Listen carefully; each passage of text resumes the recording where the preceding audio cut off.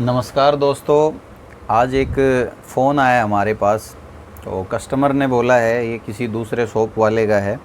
उन्होंने बोला है कि फ़ोल्डर चेंज होने के लिए हमारे पास ये सेट आया था और फ़ोल्डर चेंज करते टाइम हमें पता चला कि सेट है वो डेड हो गया है, जबकि कस्टमर ने जब फ़ोन दिया था तब वो चालू था, स्टार्ट हो रहा था और ये सेट MI का नोट 10 है। तो एक बार फ़ॉल्ट को समझ लेते हैं कि किस तरीके से ये डेड हुआ और किस तरीके से ये अभी हम चालू करने वाले हैं इसको, और चालू होगा या नहीं होगा ये तो आगे पता चलेगा, लेकिन इसकी कंडीशन क्या है वो एक बार चेक कर लेते हैं। सबसे पहले देख लेते हैं कि ये DC मशीन में क्या बोलता है। जो DC सप्लाई मशीन है इसमें हम एक बार चेक कर लेते हैं कि इसमें ये क्या बोल रहा है। तो दोस्तों, जैसे ही हम इसको कनेक्ट करते हैं, पावर की दबाते हैं, तो ये सीधा ये देखिए 178 बूटिंग इस तरीके से है। आप सबको पता ही होगा कि बैटरी से तो ये सेट ऑन होता नहीं है, तो बूटिंग इस तरीके से है कि ये सेट ऑन हो। जैसे बूटिंग के हिसाब से लग रहा है कि ये सेट ऑन है, लेकिन एक बार बैटरी की वोल्टेज और एक बार चेक कर लेते हैं हम मीटर से। कई बार बैटरी डाउन होती है तो भी ऐसी दिक्कत आती है। तो बैटरी की वोल्टेज जो है वो एक बार चेक कर लेते हैं। बैटरी हमारी सही चार्ज है, यानी मोबाइल को चार्ज होने के लिए जितनी बैटरी चाहिए, तो बैटरी हमारी यहाँ से सही है 3.7 वोल्ट। तो एक बार चार्जिंग में लगा के देखते हैं क्या रिस्पॉन्स देता है। तो चार्जिंग मीटर में अगर आप देखोगे तो ये देखिए दोस्तों, ये बिल्कुल एक ओके फ़ोन की तरह 0.6 एम्पियर लेता है, और उसके बाद जैसे ही एम्पियर लेने की कोशिश करता है, 2 एम्पियर तक ऑन होने की कोशिश करता है, तभी वापस ड्रॉप मार देता है। तो एक बार अगर हमारी सीक्वेंस चार्जिंग की ये है, तो कई बार हमें चार्जिंग पे भी डाउट होता है कि चार्जिंग सेक्शन में दिक्कत हो सकती है, लेकिन जब DC मशीन की जो बूटिंग थी उसके हिसाब से हम कंफर्म कर पाते हैं कि ये चार्जिंग की नहीं, ये CPU का इशू हो सकता है। तो उसके लिए हम एक बार हमारा जो तीसरा टेस्टिंग जो सिस्टम है वो है हमारा PC में कनेक्ट करके हम देखेंगे, क्योंकि इस मोबाइल में कोई सॉर्टिंग नहीं है। तो इस कंडीशन में PC में हम कनेक्ट करके देखेंगे कि ये क्या रिस्पॉन्स हमारा फ़ोन दे रहा है। तो ये हमने PC में कनेक्ट कर दिया है।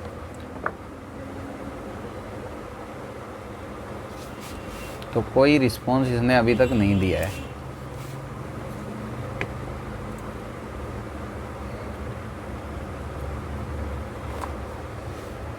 ऐसी बूटिंग में PC में कुछ रिस्पॉन्स वैसे दे सकता है कोई मोबाइल। अगर ये नहीं भी देता है तो हमारे पास 2 ऑप्शन पहले हो चुके हैं। DC पावर सप्लाई से हम पूरा अंदाज़ा लगा सकते हैं कि इस सेट में ज़रूर CPU से रिलेटेड कोई दिक्कत आई है, चाहे तो बोर्ड निकालते टाइम, चाहे अगर उसको सेपरेटर पे रखा है तब। ये देखिए, जो मैं बोल रहा था ना, PC में कोई हलचल ज़रूर होगी। 1-2 बार बैटरी का पत्ता हमने लगाया हटाया है, तो उसके बाद PC में ये देखिए ये हलचल हो रही है कि हमारा जो CPU है उसी से रिलेटेड कोई ना कोई इसमें दिक्कत है। ये ज़रूर हलचल कर रहा है कभी कभी।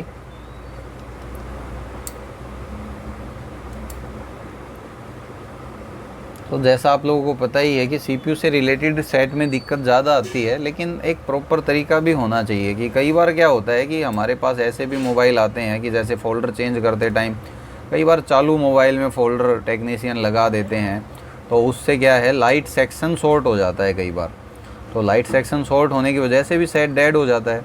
तो हमें चेक करना ज़रूरी है, लेकिन इसमें ऐसी कोई समस्या नहीं है। इसमें जो प्रॉब्लम है वो मेरे हिसाब से, हालांकि दोस्तों ज़्यादा एक्सपीरियंस नहीं है, लेकिन एक रियल वर्क है वो हम आपको इस चैनल पे दिखा रहे हैं कि रियल वर्क आपका, जो नए लोग हैं उनका कॉन्फिडेंस बढ़ेगा ज़रूर मेरी वीडियो देख के। उनको मोबाइल को देख के ये नहीं लगेगा कि यार अब इसका क्या करूं मैं, ये आ गया, ये डेड है, अब इसका क्या करूं, कहां से शुरू करूं। ये सब चीज़ें कुछ दिन में आपकी ख़त्म हो जाएंगी। हम अपने चैनल पे अच्छे से अच्छा कंटेंट है वो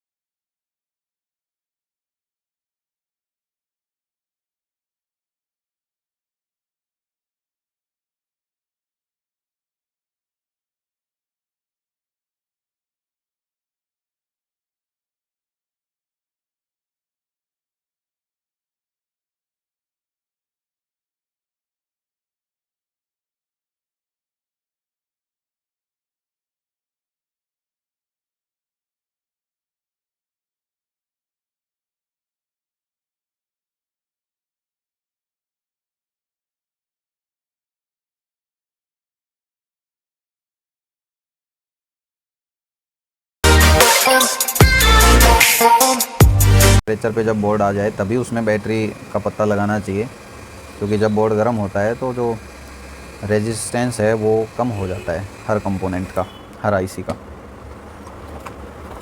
तो देखते हैं दोस्तों, हमारे सीपीयू की वजह से ही अगर ये डेड था तो चालू हो जाएगा।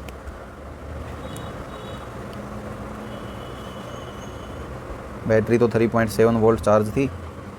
तो ये देखिए दोस्तों, हमारा सेट है वो ऑन हो गया है, लेकिन फास्ट बूट में चला गया है। तो ये हमारा है एक नया प्रॉब्लम कि फास्ट बूट में कैसे गया। अब हम ऐसी कंडीशन में फ्लैश करेंगे इसको,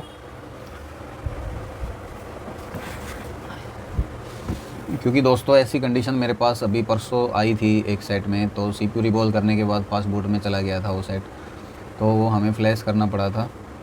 तो UMT से Note 10 को फ्लैश किया जा सकता है।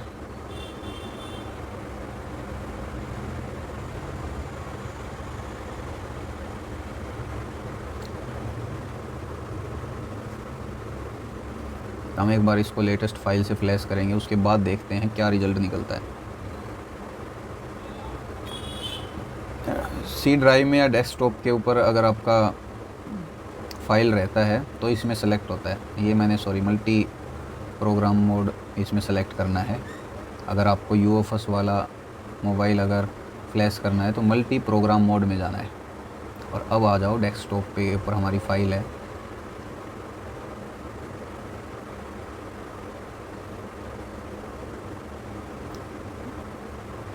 ये रही मोजितो के नाम से है, फाइल सेलेक्ट हो गई है, फ्लैश का बटन दबा दिया है। अब हम इसको कनेक्ट करेंगे EDL पॉइंट से। इसमें ये वाले EDL पॉइंट हैं, ये अगर आपको दिख रहे हो तो ये दोनों हैं, ये EDL पॉइंट हैं। इनको चिमटी से शॉर्ट करके जब हम केबल प्लग इन करेंगे तो हमारा पोर्ट बन जाएगा।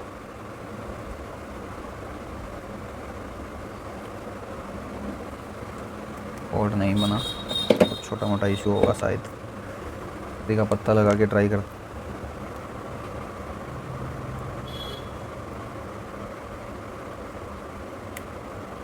पोर्ट बन गया है और अब हमारी फ्लैशिंग है स्टार्ट।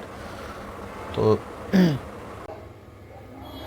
ये देखिए दोस्तों, MIUI 14 की फ़ाइल से फ्लैश करने के बाद हमारा जो सेट है वो ऑन हो चुका है।